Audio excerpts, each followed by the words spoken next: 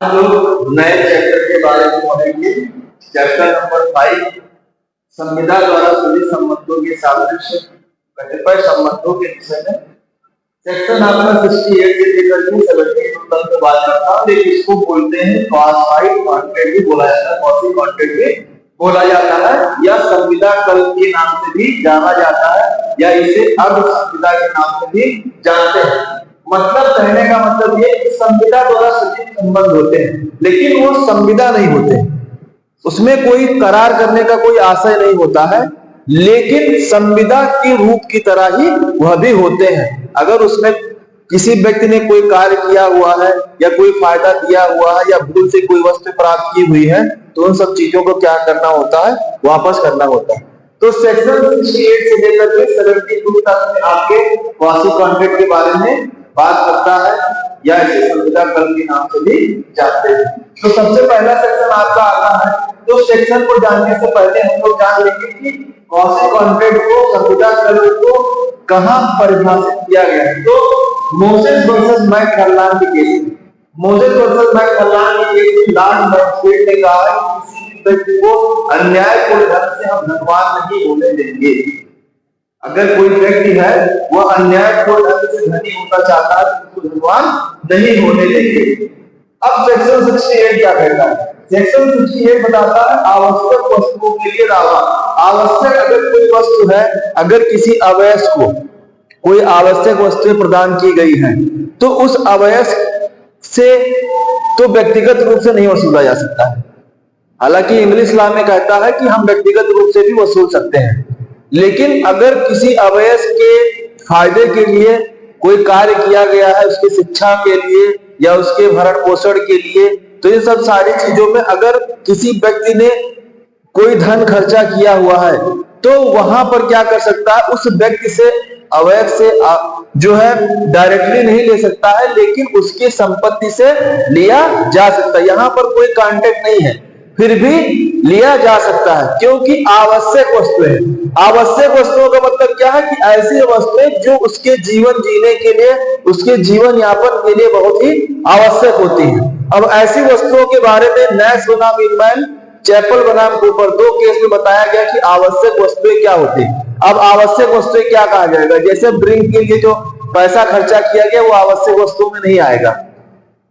व्यक्ति के शिक्षा व्यवस्था के लिए, जीवन यापन के लिए, या उसको किसी क्रिमिनल प्रोसीडिंग से बचाने के लिए जो पैसा खर्चा किया गया है, या किसी ऐसी चीज में अगर नहीं खर्चा किया गया तो उसको कोई ना कोई हानि हो सकती थी, तो वहां पर जो खर्चा किया गया है, या माता पिता के श्राद्ध के लिए जो पैसा खर्चा किया गया है, तो वहां पर क्या किया जा सकता है, उससे लिया जा सकता है, लेकिन व्यक्तिगत तौर पर नहीं। अब हम उसको व्यक्तिगत रूप से बात नहीं कर सकते, लेकिन उसको जो संपत्ति मिलने वाली है, जो संपत्ति उसको मिलेगी, जो उसके पास संपत्ति है उस समय, उस संपत्ति से क्या किया जा सकता है, वसूला जा सकता है। तो ये आपका सेक्शन 68 बताता है आवश्यक वस्तुओं के संबंध में। अब आवश्यक वस्तुएं क्या है, तो ये मैंने बता दिया कि जैसे शिक्षा के लिए, बहन की शादी के लिए, माता पिता के श्राद्ध के लिए, अंत्येष्टि क्रिया के लिए, या किसी क्रिमिनल प्रोसीडिंग से बचाने के लिए,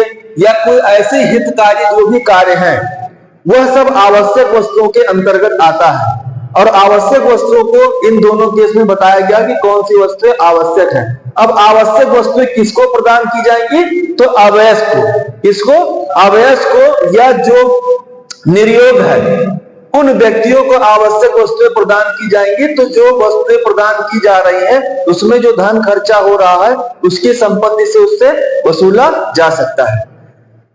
अब आता है उसके बाद सेक्शन 69। सेक्शन 69 क्या कहता है कि समुदाय में हितबद्ध व्यक्ति, समुदाय में हितबद्ध व्यक्ति, अगर किसी व्यक्ति का किसी चीज में हित है, जैसे मान लेते हैं ए और बी, ए और बी दो लोग जो है किसी संपत्ति के क्या है, मालिक हैं। क्या है? संपत्ति के मालिक हैं। और ए ने जो है सी से, ए ने सी से कुछ क्या लिया हुआ है, धन उधार लिया। मान लेते हैं कि 5000 रुपए उसने क्या किए हुए हैं, उधार लिए हुए हैं। अब ए का दायित्व है सी का पैसा चुकाने का, ए का दायित्व है सी का पैसा चुकाने का। ए पैसा नहीं चुका रहा है, ए पैसा नहीं चुका रहा है, तो बी ने क्या किया, बी उसमें क्या है, हितबद्ध है, क्योंकि संपत्ति उसकी भी है। अगर वह पैसा नहीं चुकाएगा तो हो सकता है संपत्ति उसकी नीलामी कर दी जाए या संपत्ति बेच दी जाए, तो इसका भी हित है संपत्ति में। तो अगर संदाय उसने कर दिया है, सी को उसने कितना दे दिया है, 5,000 रुपए सी को दे दिया है, तो वह ए से प्राप्त कर सकता है। यह संदाय में क्या हो जाएगा, हितबद्ध व्यक्ति होगा। तो वही चीज बताया गया, इसी केस में बताया गया secretary of state of Fernandes में कि अगर कोई व्यक्ति जिसका संदाय करने में, डिपॉजिट करने में हित है, तो अगर उसके द्वारा संदाय कर दिया जाता है, धन दे दिया जाता है, तो जिस व्यक्ति का दायित्व था, जिस व्यक्ति का दायित्व था, उसने अपने दायित्वों का निर्वहन नहीं किया और संदाय उसका क्या था, हित था। अगर वह संदाय नहीं करता तो उसके हित पर कोई हानि हो सकती थी, तो उसने संदाय कर दिया, तो जिस व्यक्ति को देने का दायित्व था उससे वह धन वसूल सकता है। तो ये आपका सेक्शन 69 बात करेगा। उसके बाद सेक्शन 70, सेक्शन 70 जो है अनुग्राहित अनानुग्राहित कार्य का फायदा उठाने वाले व्यक्ति की बाध्यता, मतलब कि ऐसा कोई कार्य किया गया है जो अपने कहने पर नहीं किया गया, अपनी स्वयं की इच्छा पर आपने कोई कार्य किया है और उस कार्य के बदले में किसी व्यक्ति ने धन देने के लिए कहा है। जैसे हम लोगों ने पढ़ा था प्रतिफल वाले में, जो 5 वाले सर्विसेज की अच्छी सेवा के बारे में, तो उसी से रिलेटेड मिलता जुलता ये भी है कि अनानुग्राहित मतलब आग्रह के बिना, अनानुग्राहित मतलब बिना आग्रह के कोई कार्य करने या फायदा उठाने वाले व्यक्ति की बाध्यता, उसके बारे में बात करता है। जिसके 2 केसेस है, पीसी बारवा वर्सेस स्टेट ऑफ पंजाब और डॉक्टर।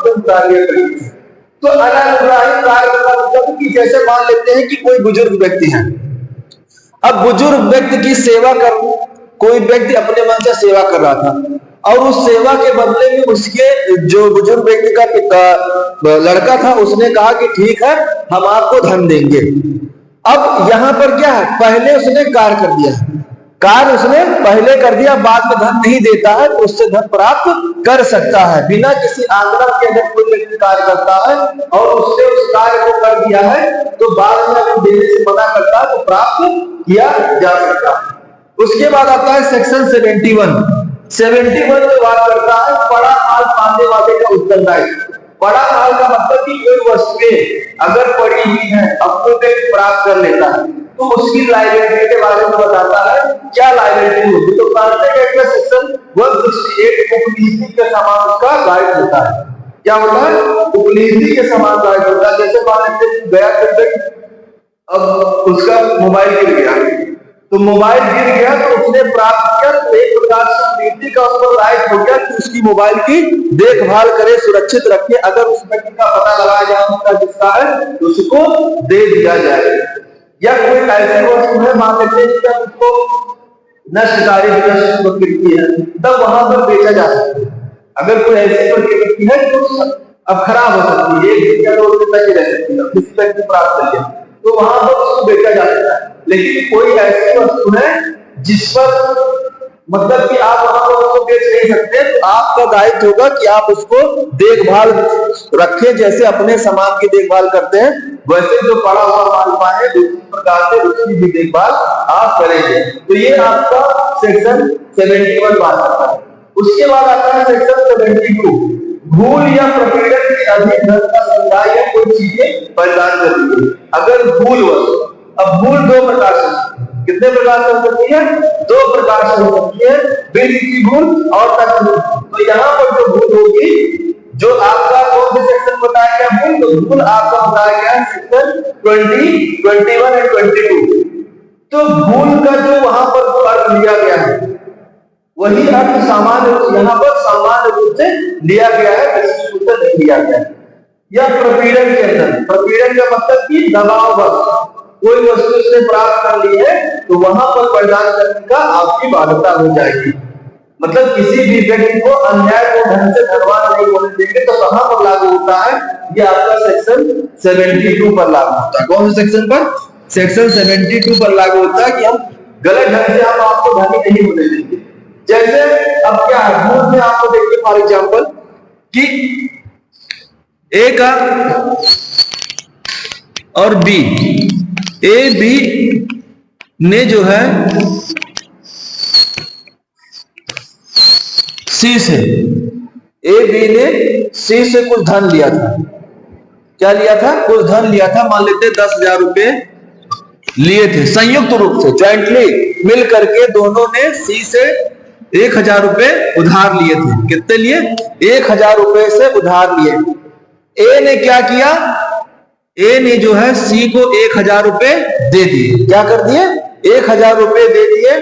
यह बात बी को नहीं पता थी, यह बात बी को नहीं पता थी। बी ने भी क्या कर दिया? 1,000 रुपए इसको दे दिए, तो इसको 2,000 रुपए मिल गए कि नहीं मिल गए? अब अन्यायपूर्ण ढंग से धनवान हो गया कि नहीं हो गया? तो यह कहता है कि हम किसी को अन्यायपूर्ण ढंग से धनवान नहीं होने देंगे। अब सी से क्या किया जाएगा? जो 1,000 रुपए एक्स्ट्रा दिया है बी ने, उससे प्राप्त कर लेगा। तो ये आपका क्वासाई कैंडिडेट के बारे में बात करता है, मतलब कि संविदा होती नहीं है लेकिन संविदा जैसी दिखती है, और सारे प्रावधान जो भी है एग्रीमेंट यहाँ पर सारी चीजें जो क्या है उससे कोई मतलब नहीं, लेकिन फिर भी यहाँ पर बात कर सकते हैं। तो ये आपका जो है पूरा चैप्टर 5 आपका यहाँ से समाप्त होता है।